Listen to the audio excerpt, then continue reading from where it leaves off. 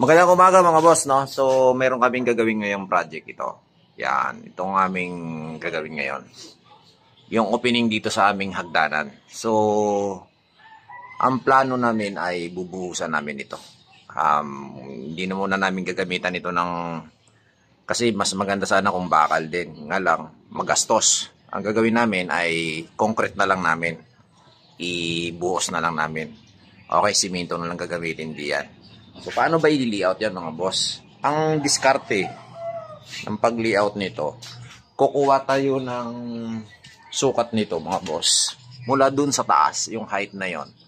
Tsaka yun dito, yung sa flooring. Kunin natin tapos i-divide natin sa 20 cm. Para makuha natin yung tamang sukat, yung riser. Okay, tsaka yung kanyang step. Yung kanyang run. So, susukatin natin mula dun sa taas hanggang dito. At malalaman natin kung ilang step ang kanyang maging kondiyan. Pag ganun. Para hindi siya sobrang tarik na tarik. Okay, I think baka dito yan. Papalo yan dito. O, sige, titingnan natin mamaya. Papakita ko sa inyo mga boss. Sukatan natin.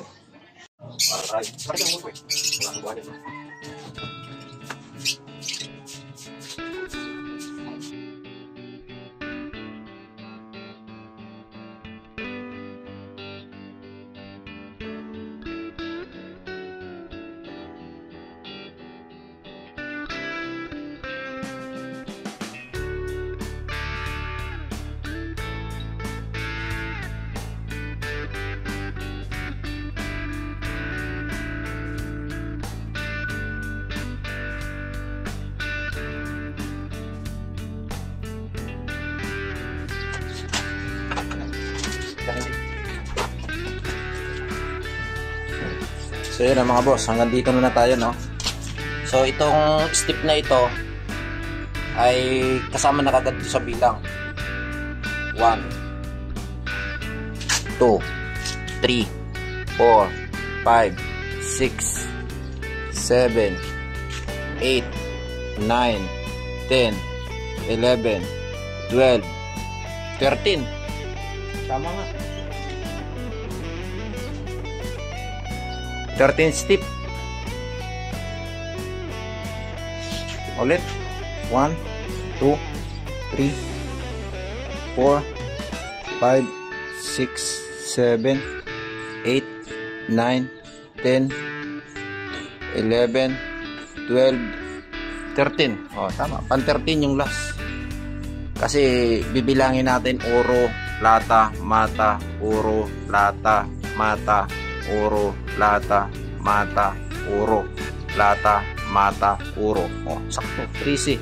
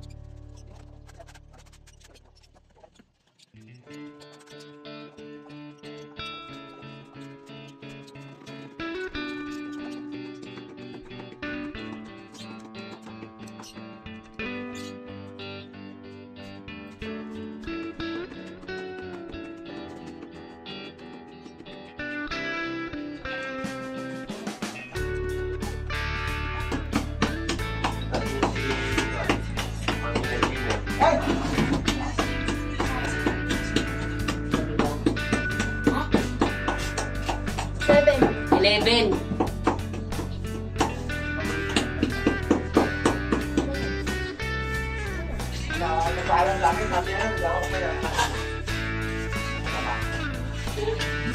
Gusto mo ba?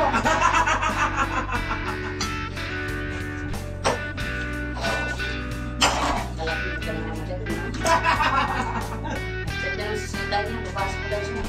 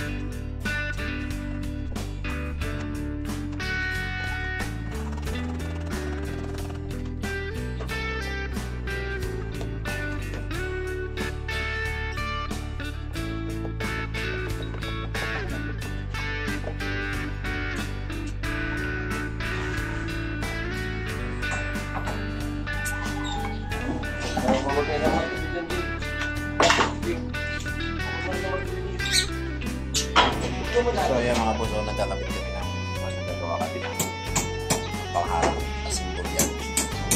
At talagyan namin ng bakal. Tapos ito yung bakal na.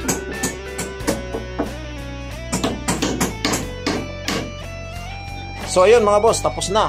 Nagawa na namin yung mga pang siding namin. Bali 8 piraso yan. Tsaka mayroong 5 dito.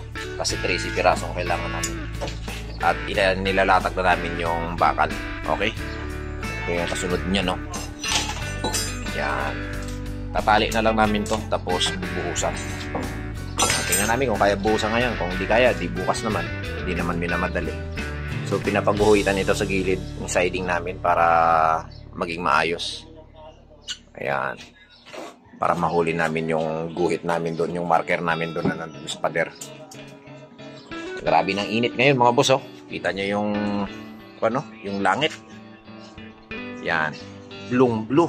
Sky blue. Kita nyo yung pakatindi ng init.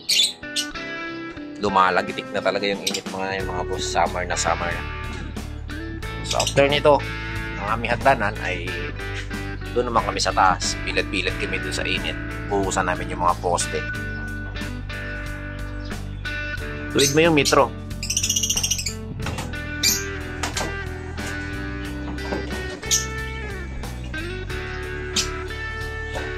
Kakain muna kami.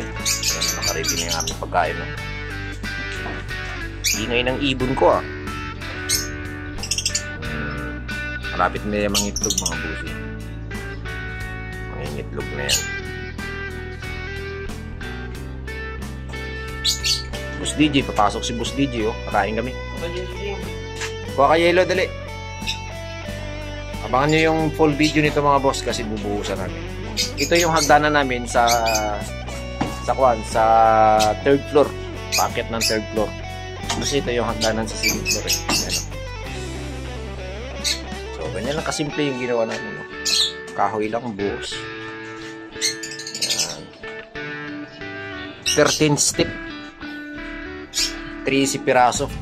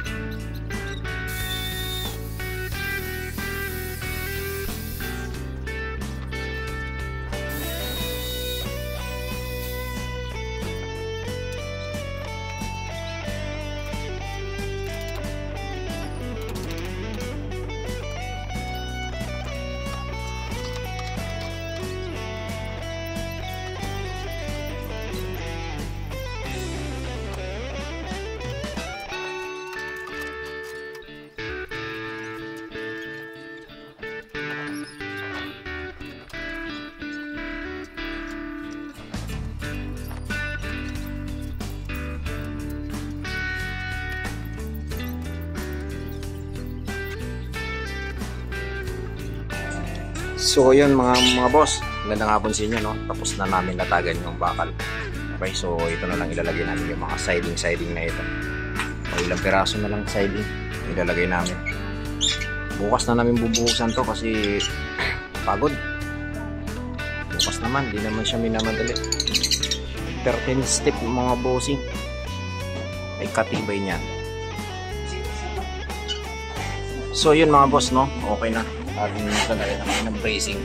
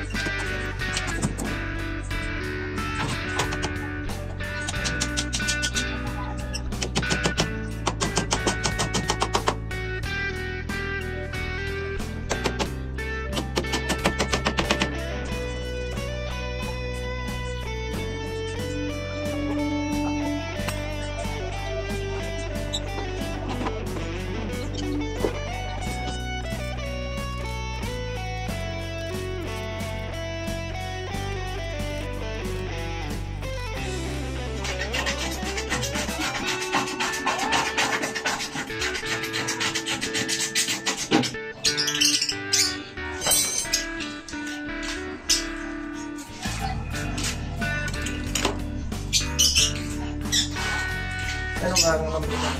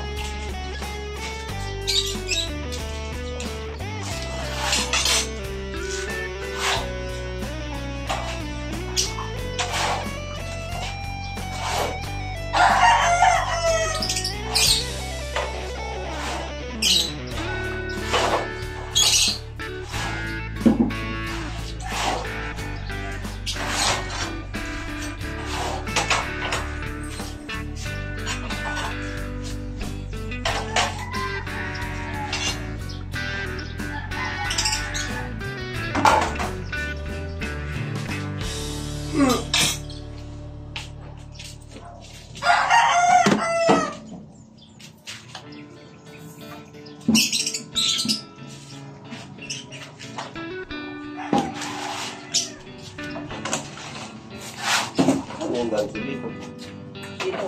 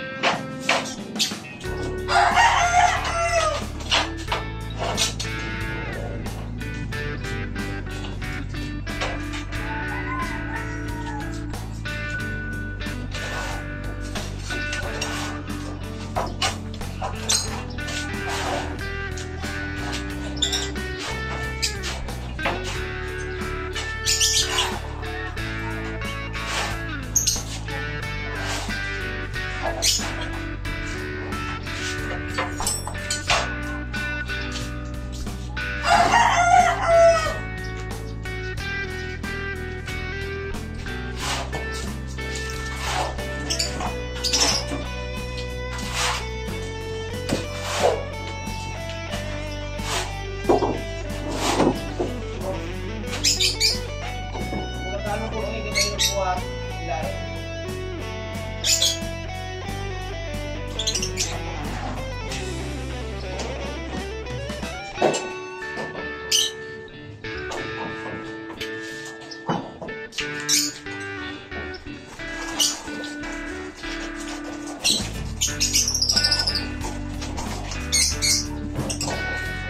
Dalawa to